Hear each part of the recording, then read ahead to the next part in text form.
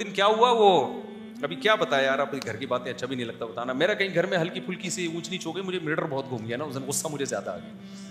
میں نے کہا یار اب میں گھر میں رہا تو پھر لڑائی ہو جائے گی, تو گھر سے شارٹ ہو جاؤ, بہتر یہی ہے کہاں چلے جاؤ, گھر سے نکل جاؤ. سب سے بہتر طریقہ یہی ہوتا ہے, میاں بیوی میں کہیں اونچ نیچ ہو جائے تو گھر سے نکل جاؤ.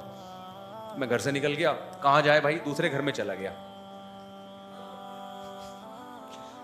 اچھا جب غصے میں آدمی ہوتا ہے تو اس کو چھوٹی بات بہت بری لگتی ہے. دوسرے گھر میں کوئی چھوٹی سی بات تھی جو زیادہ بڑی نہیں تھی لیکن میری مرضی کے خلاف تھی وہ, تو میں چونکہ غصے سے آیا تھا تو مجھے وہ چھوٹی بات لگی بری, تو میں نے ڈانٹ دیا ذرا زور سے. حالانکہ وہ اتنی ڈانٹنے کی بات نہیں, غصہ پہلے ادھر آیا ہوا تھا تو میں نے کہا پارسل کرو نا, کہیں نہ کہیں تو نکالو اس کو.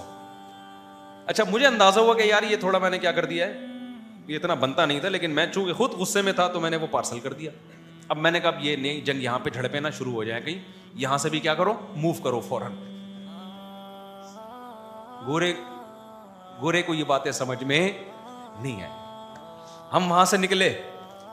اب تیسرے گھر میں جاؤ تو ایسا نہ ہو کہ وہاں کچھ اور ہو, تو میں نے کہا دفتر ہی سب سے بہتر ہے, آفس. مجھے غصہ بہت شدید آیا ہوا تھا نا, یہ پرسوں ترسوں کی بات ہے. میں اس غصے کی کنڈیشن میں آیا آفس. جیسے ہی آفس میں گھسا ہوں, ایک صاحب بیٹھے ہوئے ہیں, یہ دارالعلوم کرنگی سے 2 علماء آئے ہیں آپ سے ملاقات کے لیے. اب بے وقت کوئی بندہ آئے نا, اس سے آدمی کو, اور مجھے تو بہت زیادہ غصہ آتا ہے کہ میں ریلیکس ہونے کے لیے آیا ہوں اور ابھی میرا دماغ نارمل کنڈیشن میں نہیں ہے, اچانک 2 بزرگ شخصیات ملاقات کے لیے آ جائیں تو آدمی پہلے نارمل ہوتا ہے تو بات کرتا ہے نا کسی سے. لوگ تو وہ تو بیچارے مولانا تھے, اب کیا کہہ سکتا ہوں میں, بزرگ نہیں تھے, نوجوان مولانا تھے وہ. میں نے کہا یار ان کو سناؤ ٹائٹ قسم کی نا, کہ بھائی آپ پہلے ٹائم لے لیتے, آدمی ہر وقت ایک جیسی حالت میں نہیں ہوتا, بے وقت آپ آ کے ٹپک گئے. اب میں جیسے ہی اندر گھسا ہوں تو بندے نے بتایا کہ یہ 2 آئے ہیں آپ سے ملاقات کے لیے. اب میں پھیکی تکلف والی مسکراہٹ, السلام علیکم, آپ سے مل کے دل تو چاہ رہا تھا کہ بالکل بھی خوشی نہیں ہوئی ہے, کیونکہ میں تو آیا ہوں تھوڑا, جتنا بھی غصہ آ رہا ہو نا, اصول یاد رکھو, گھر سے نکل جاؤ, آدھا 1 گھنٹے بعد آدمی نارمل ہو جاتا ہے. غصے کی کنڈیشن میں وہاں رہنا بہت خطرناک ہے. یہ میرا تجربہ ہے, ہمارے سے زیادہ کس کا تجربہ ہوگا, آپ کا ایک کا تجربہ ہوگا, ہم نے تو بہت سارے تجربے ہیں ہمارے پاس, ہول سیل کے حساب سے تجربے ہیں. میں تو تجربہ سینٹر کھولنا چاہ رہا ہوں اب, حقیقت ہے. اس کا اصول یہ ہے کہ غصے میں, کیونکہ آدمی جتنا بھی نیک ہو, ہم تو کوئی بہت نیک بھی نہیں ہے, بہت نیک تو دور کی بات, ہم تو کوشش کر رہے ہیں نیک بننے کی, تو ہم جیسوں کو تو بھائی سیدھی سی بات ہے, آدمی ڈر جاتا ہے, اپنے اوپر کبھی اعتماد نہیں کرنا چاہیے, غصے میں کبھی صحیح فیصلے ہوتے ہیں انسان سے. تو میرا تو اصول ہے, زیادہ آ رہا ہے گھر سے نکلو بھائی, جاؤ باہر جا کے بیٹھو, تو ریلیکس ہو جاتا ہے, پھر اس کے بعد نارمل کنڈیشن میں آتا ہے. اور یہ ہر شخص پر ہوتی ہے, کوئی ایسا نیک دنیا میں نہیں ہے کہ جی وہ غصہ ہی نہ آتا ہو, بالکل ریلیکس ہی رہتا ہو, ایسا کچھ نہیں ہوتا. اگر کوئی ایسا بول رہا ہے تو پاگل ہے, وہ نیک نہیں ہے. تو میں نے کیا کیا, میں جب دفتر میں آیا ہوں تو 2 بیٹھے ہوئے, پگڑی بھی باندھی ہوئی, داڑھی بھی ان کی, آپ سے ملاقات کے سلسلے میں حاضر ہوئے ہیں. مجھے آیا غصہ کہ یار ایک تو بے وقت آ گئے, اور میں ابھی میں نارمل کنڈیشن میں ہوں, میں آپ کے سامنے بیٹھ کے کیسے بات کروں. میں بیٹھ گیا, کیونکہ مجھے لگا میں جاؤں گا یہ ان کی بے اکرامی نہ ہو جائے. تو مجھے خیال ہوا کہ یار اگر میں بیٹھا رہا تو بے اکرامی کا زیادہ خطرہ ہے, الٹی بات کر دی نا انہوں نے, تو میں ان کو پارسل کر دوں گا جواب دکھا کے. ابھی میں نارمل نہیں ہوں. میں نے ان سے کہا مجھے ایک بہت ضروری کام ہے, بڑی مشکل سے اپنے آپ پر قابو کیا میں نے, بالکل نارمل, تاکہ ان کو پتہ نہ چلے. میں نے کہا مجھے ایک بہت ضروری کام ہے, آپ بیٹھے میں آتا ہوں. ان کو بٹھا کے, وہ جو بیچارے گارڈ ہیں نا ہمارے, ان کے کمرے میں جا کے میں بیٹھ گیا آرام سے. آدھا پونے گھنٹے میں جب میں ریلیکس ہوا, اپنے آپ کو ذرا میں نے مصروف کیا دوسرے کاموں میں, یوٹیوب پہ کوئی ویڈیو دیکھی, کوئی پرینک دیکھا, کوئی مزاحیہ, آج کل عجیب چیزیں آ رہی ہیں مارکیٹ میں. تھوڑا جب میں ریلیکس ہو گیا اور مجھے اندازہ ہو گیا کہ اب وہ بالکل آثار ختم ہو گئے ہیں, پھر میں نے ان کو بلایا, کس سلسلے میں حاضر ہوئے.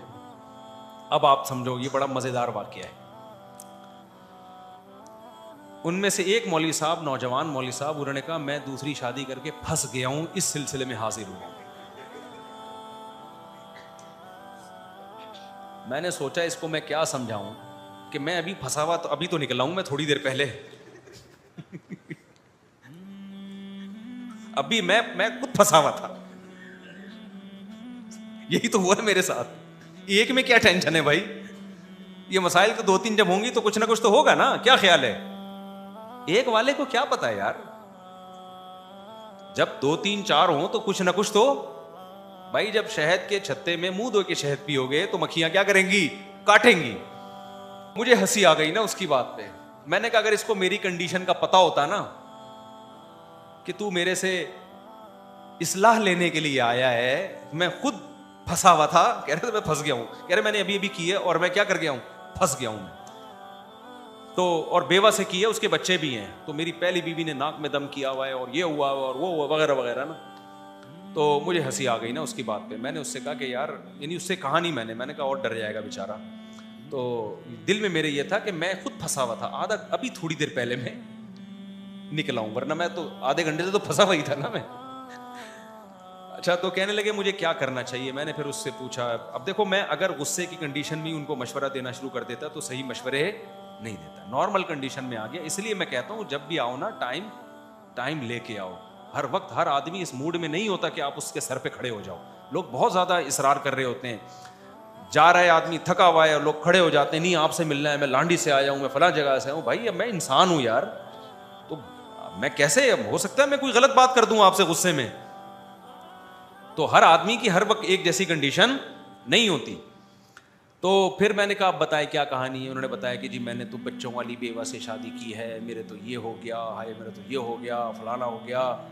میں نے کہا ٹینشن لینے کا ہے ہی نہیں. کہہ رہے اب کیا کروں میں نے کہا اب آپ سب کو بتا دو میں نے کر لیے. کسی کے باپ میں طاقت ہے نا, جو اکھاڑنا ہے کیا کرے, اکھاڑ لے. ایسی کی وہ بیچارے نا ٹھٹرے ہوئے, گھبرائے ہوئے, ایسے لگ رہا تھا کہ قتل کر کے آئے ہیں اور پولیس پیچھے پڑی ہوئی ہے. میں نے کہا دیکھو آپ نے کام زندگی میں ایک ہی دفعہ بھی کیا ہے, خاندانی. تو کہہ رہے ہیں اب ہوگا کیا. میں نے کہا اب ہوگا یہ کہ یہ ٹینشن رہے گی 6 مہینے. 6 مہینے کیا رہے گی, ٹینشن. کہتے ہیں پھر کیا ہوگا. میں نے کہا پھر آپ کو ٹینشن کی عادت ہو جائے گی. میں نے کہا میرے ساتھ بھی ایسے ہی ہوا تھا, پھر مجھے کیا ہو گئی, عادت ہو گئی. اب میں اس کو کیا کر رہا ہوں, انجوائے کر رہا ہوں. تو وہ بیچارے کہنے لگے یار کیا مطلب. میں نے کہا تھوڑی کم ہو جائے گی ٹینشن, اتنی نہیں رہے گی, لیکن اب یہ دماغ سے نکال دو کہ ٹینشن فری زندگی. اب وہ چونکہ گھبرانے لگے کہ یار یہ کیا, اب تو ہمیں, میں نے کہا عادت ہو جائے گی آپ کو, ایسا نہیں ہے, جو کنڈیشن اس وقت ہو رہی ہے نا وہ نہیں رہے گی. تو کہتے ہیں کیا فائدہ کچھ نہیں. میں نے کہا بھائی فائدہ بھی بہت ہے, اللہ کے بندے یہ تو ایک پہلو ہے نا, اس کے اور بہت سارے پہلو بھی تو ہیں. تو آپ کی دونوں بیگم آپ سے محبت بھی کریں گے انشاءاللہ, ایسا نہیں ہوگا کہ میری پہلی بیوی جا رہی ہے چھوڑ کے مجھے. میں نے کہا چلی جائے گی, واپس آ جائے گی. اس کو آدھا میاں جانے سے غم ہو رہا ہے تو پورا میاں کیسے کسی کو دے سکتی ہے وہ.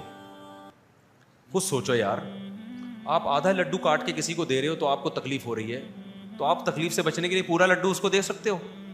میں نے کہا آپ کی فرسٹ وائف کو تکلیف ہوئی ہے کہ میرا آدھا میاں کسی اور کا ہو گیا, تو کیا غصے میں وہ بقیہ آدھا بھی دے دے گی اس کو؟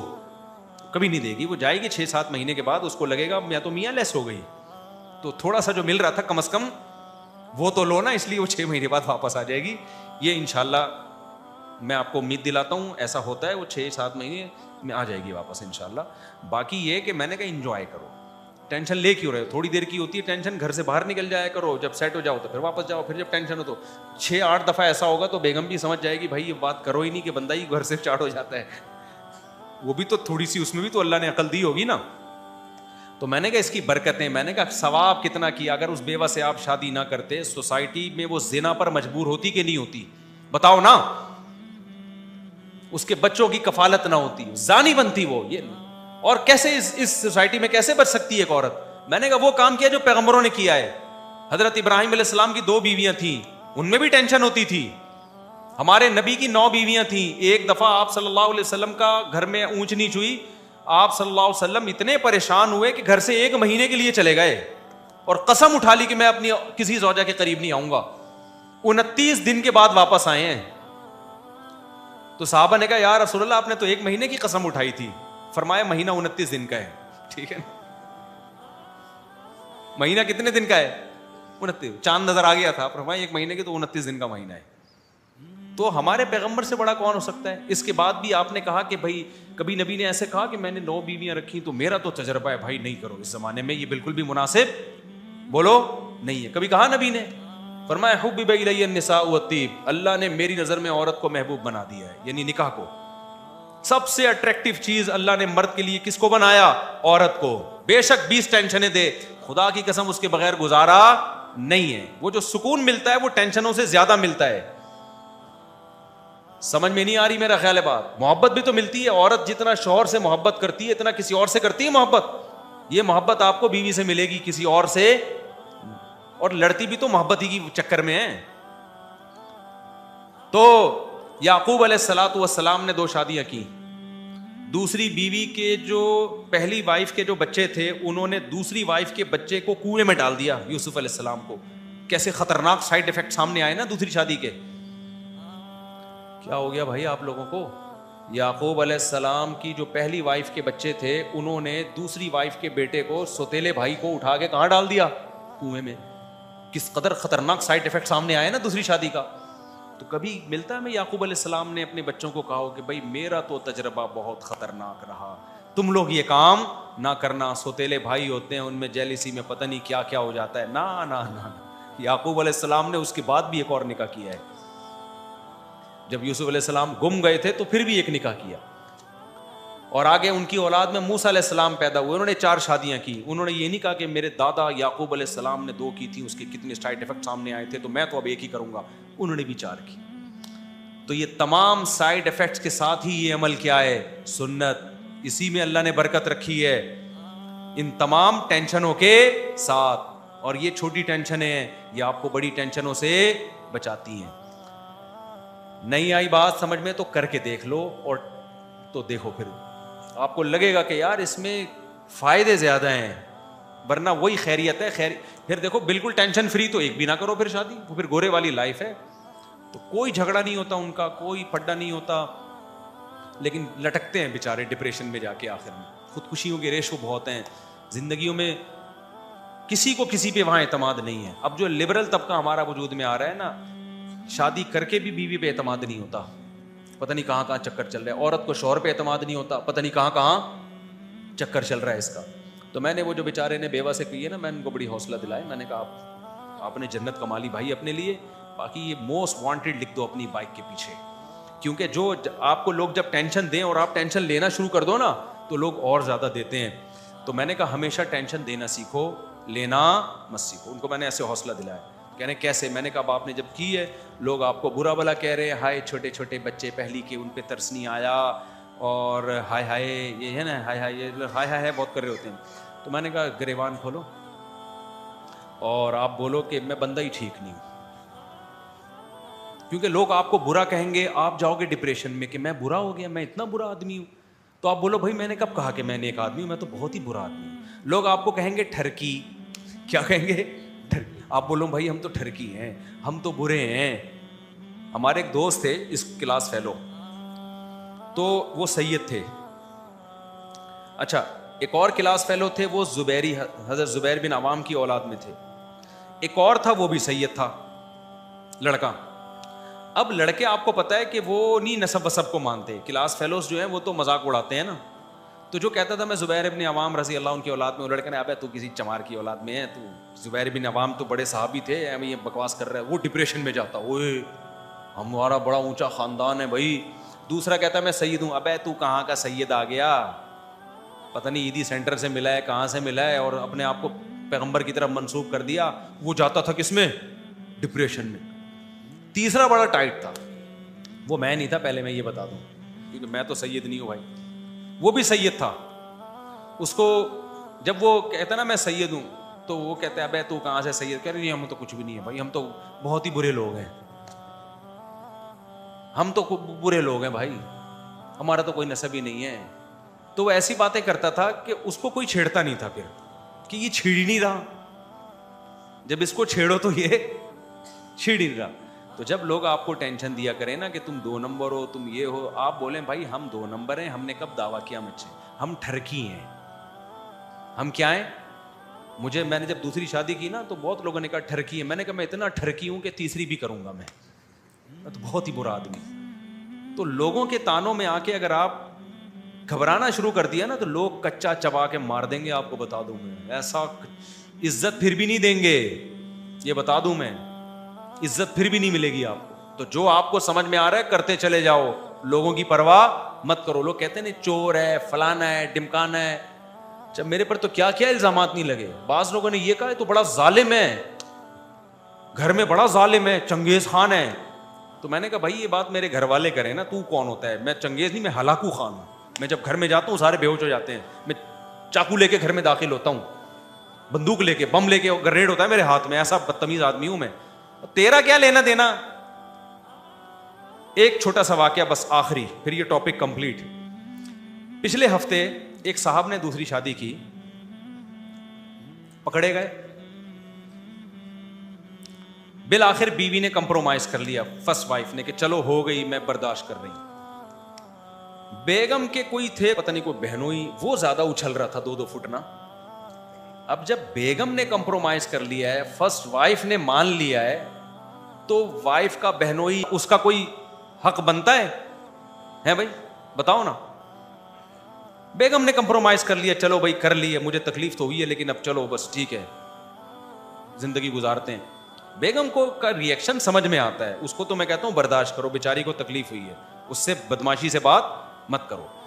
आपने जब दूसरी की ना और बेगम रो रही है तकलीफ, तो फिर बदमाशी ना दिखाओ, देखता हूं मैं तीसरी भी करके दिखाऊंगा, ये बेमौका है। ये बदमाशी क्या है? उसका जख्म सही जख्म है। औरत को शौहर से मोहब्बत होती है भाई, वो मोहब्बत डिवाइड होते हुए बहुत मुश्किल होता है उसके लिए बर्दाश्त करना। तो उसको बदमाशी ना दिखाओ कि मैं तो एक और करूंगा, नहीं, ये बेमौका बात है। उसको बताओ बेगम क्या करूं मैं, मुफ्ती साहब के बयान में बैठता था, हो गई, गलती हो गई। उसको तो ये बताओ मुझे तुमसे बहुत मोहब्बत है, और होनी भी चाहिए। उसको टाइम भी ज्यादा दो, शुरू में उसके जख्म पे जो है ना मरहम की जरूरत है। उसको बदमाशी से नहीं, उसको मोहब्बत दो, इज्जत दो, पहले से ज्यादा प्रोटोकॉल दो। कोई पड़ोसी आ रहा है लड़ने के लिए, उससे बदमाशी दिखाओ कि तेरा क्या मैं तो बदमाशी ससुराल में नहीं दिखा रहा था, मैं बदमाशी अड़ोस पड़ोस में दिखा रहा था, जिनको तकलीफ हो रही थी दूसरी शादी पे। तो अब क्या हुआ कि वो मुझे अपनी पूरी कहानी ना उन्होंने सुनाई। ये 1.5-2 हफ्ते पुरानी बात है। कहने लगे कि मैं जो है मैं बर्दाश्त करता रहा, बेगम तो मेरी मान गई, उसको मैंने मोहब्बत से समझाया, लेकिन वो आए तो वो अंकल थे, वो अंकल भी यानी कोई जवानी अंकल थे वो, तो वो ये कि वो बहुत ज़्यादा कर रहे थे, बहुत ज़्यादा। जब उन्होंने वहाँ के तो मुझसे एक बहुत बड़ी गलती हो गई। कह रहे मैंने गुस्से में उनके थप्पड़ लगा दिया खींच के। हजरत मेरा बिल्कुल इरादा नहीं था थप्पड़ मारने का, और बस मैं क्या करूं। और फिर ऐसे आंखों में नमी, उसके 1 घंटे की कथा सुनाई उस बंदे ने, और वो थप्पड़ को फोकस किया हुआ था उसने कि हजरत वो मैंने बहुत मुझसे गलती हुई, वो मैंने एक थप्पड़, मेरा इरादा नहीं था। मैंने कहा कमबख्त 1 घंटे में तूने एक ही ढंग का काम किया कि उसको थप्पड़ मारा तूने, और उसी पे तुझे निदामत हो रही है। उस बंदे को मैंने इस तरह से समझाया। मैंने कहा इस पूरे घंटे में एक काम आपने ढंग का किया। मैं काफी देर से इंतजार कर रहा था कि थप्पड़ क्यों नहीं मार रहे आप इसको। 1.25 घंटे के बाद जाके आपने उसको थप्पड़ मारा, जो पहले 1.25 घंटे पहले मार लेना चाहिए था। जब तेरी बीवी राजी है तो इतना दूर का बंदा आके वो तुझे सर पे चढ़ रहा है, तो तू बोल भाई तेरा ना लेना ना देना, ना मैंने तेरे खर्चे पे की है, ना तेरा कोई लेना देना। तू कौन होता है मुझे समझाने वाला? 2-4 मिनट समझाता ठीक है, नहीं तो फिर क्या करता भाई, निकल यहां से तू। मैंने कहा इस पूरे 1 घंटे में आपने एक ही तमीज का काम किया है, जो थप्पड़ वाला, और उसी पे आपको क्या हो रही है? निदामत। तो ये आपका काम नहीं है। ये 2 शादियों के लिए जरूरी है पहले से थप्पड़ तैयार करके रखो। थप्पड़ से मेरी मुराद जरूरी नहीं थप्पड़ हो, यानी डायलॉग आपके पास होने चाहिए। वो डायलॉग ये होने चाहिए भाई की है अपने खर्चे पे। लोग कहेंगे ठरकी है, बोले हाँ है ठरकी, आपको क्या तकलीफ है, अपने खर्चे पे ठरकी है ना, हम आपके खर्चे पे थोड़ी ठरकी है। तो ये बदमाशी वाला जब तक आपका स्टाइल नहीं होगा, आप में कॉन्फिडेंस पैदा नहीं होगा, और कौम आपको दबा दबा के ससुराल भी दबा देगा। ससुराल भी एक हद तक बर्दाश्त करना चाहिए, जहन में रखो। एक हद के बाद जाके फिर ससुराल को बोलो भाई आप किस में रहो, अपनी लिमिट में रहो। अगर अपना कमाते हो, अपना खाते हो, अपना खिलाते हो, तो ससुराल भी। तो ये मैं अखलाक की बात कर रहा था। अब जाहिर है जिसका ये स्टाइल होगा तो लोग बोलेंगे ये देखो दीनदारों के अखलाक। तो भाई हर जगह सुलेमान अलैहिस्सलाम का हुदहुद से बात करने का स्टाइल कुछ और था, मलका सबा से बात करने का स्टाइल कुछ और था। शुरू में तो मुसलमान साहब ने मलका सबा को भी धमकी दी थी, لیکن جب پتہ چل گیا فرما بردار بن کے آ رہی ہے تو پھر بڑے اچھے اخلاق سے ملکہ سبا سے بات کی ہے. ہمارے صوفی لوگ ہوتے تو وہاں بھی اعتراض کرتے کہ نامحرم سے بات کر رہے ہیں. کیا کر رہے ہیں؟ سلیمان علیہ السلام نامحرم کو بلایا انہوں نے اپنے محل میں. تو عجیب عجیب سے دینداری کے ہمارے ہاں معیار بن چکے ہیں, اس کی بہت زیادہ اصلاح کی ضرورت ہے. ابھی بھائی سلیمان علیہ السلام نے اس نامحرم کو بلایا. اچھا یہ بھی اشکال ہوتا, دیکھو جب سلیمان علیہ السلام نے کہا نا کہ اس محل میں داخل ہو جاؤ, تو ملکہ سبا نے اپنی پنڈلیاں کھولیں. اس کو یہ تھا کہ یہ پانی ہے. تو ہمارے یہاں کے جو فنڈامنٹلسٹ قسم کے دیندار ہیں وہ وہاں بھی اعتراض کرتے کہ ملکہ سبا اپنی پنڈلیاں کھول رہی ہے تو سلیمان علیہ السلام اس کو جیل کیوں نہیں بھجوایا کہ ایک نامحرم کے سامنے اپنی پنڈلیاں کھولی انہوں نے. بھائی بات یہ ہے کہ یہ موقع نہیں ہے ان چیزوں کا. آج کل کیا کرتے ہیں, نامحرم کے سامنے پنڈلی عورت نہیں کھول سکتی, لیکن ہر جگہ نہیں علی المنکر کا موقع نہیں ہوتا. کون سی چیز بے موقع ہے, کون سی با موقع ہے, یہ جب تک آپ نہیں دیکھیں گے اس وقت تک تبلیغ آپ کے لیے جائز نہیں ہے. آج بعض دفعہ علماء کسی خاتون کو انٹرویو دے رہے ہوتے ہیں, لوگ اس پہ بڑا اعتراض کر رہے ہوتے ہیں نامحرم کے سامنے بیٹھے ہوئے ہیں. بھائی نامحرم کے سامنے بند کمرے میں جمع ہونا حرام ہے. نامحرم کے سامنے اوپنلی اگر کوئی بیٹھا ہے اور کسی مسلک سے بیٹھا ہے تو پردہ تو عورت پہ فرض ہے, مرد پہ تھوڑی فرض ہے پردہ. تو اس میں بھی لوگ بڑا اشکال کرتے ہیں. تو یہ سب چیزیں دین کے علم کی کمی کی وجہ سے. خیر بات بہت زیادہ لمبی ہو گئی, تو وہ خیریت کا ذہن میں رکھیں کہ گوروں کے ہاں جو خیریت ہوتی ہے نا, اس خیریت سے آپ بالکل بھی متاثر نہیں. دیکھو میں اس دن کتنی ٹینشن میں تھا, اگر میری شادیاں نہ ہوتی تو وہ ٹینشن نہیں ہوتی. لیکن میں آپ کو بتاؤں شادیاں نہ ہوتی تو یہ خوشی بھی نہ ہوتی جو آپ کو نظر آ رہی ہے. وہ ٹینشن کم ہے جو کبھی کبھار ہوتی ہے, جو انسان کو خاندان سے, جس کو ہندی میں پریوار کہتے ہیں, اولاد ملتی ہے, بیگمات ملتی ہیں, سسرالز ملتے ہیں, اور آپ کو ایک پورا ریلیشن ملتا ہے. یہ خوشیاں ان چند سائیڈ ایفیکٹ پہ بھاری نہیں بلکہ بہت زیادہ بھاری ہیں. اس لیے اسلام کے حکم کو فالو کرو. چھوٹی موٹی ٹینشنیں ہر گھر میں ہوتی ہیں, وہ چلتی رہیں گی ہمیشہ. سمجھتے ہو کہ نہیں سمجھتے ہو؟ ہیپی نیو ایئر منانا کیسا ہے؟ مسلمان کل کرسمس منا رہے ہیں, بالکل ناجائز ہے بھائی. پل صراط کب اور کہاں ہوگا؟ جہنم کے اوپر اللہ ایک پل بنائیں گے جو بال سے زیادہ باریک, تلوار سے زیادہ تیز ہوگا, اور یہ وہی صراط مستقیم ہے جس کو اللہ ایک شکل دیں گے, جس کو پل کی شکل دیں گے. وہی صراط مستقیم جس پہ ہمیں دنیا میں اللہ نے چلنے کا حکم دیا. تو جو جس رفتار سے دنیا میں چلے گا آخرت میں بھی اسی رفتار سے اس پل پہ سے گزرے گا.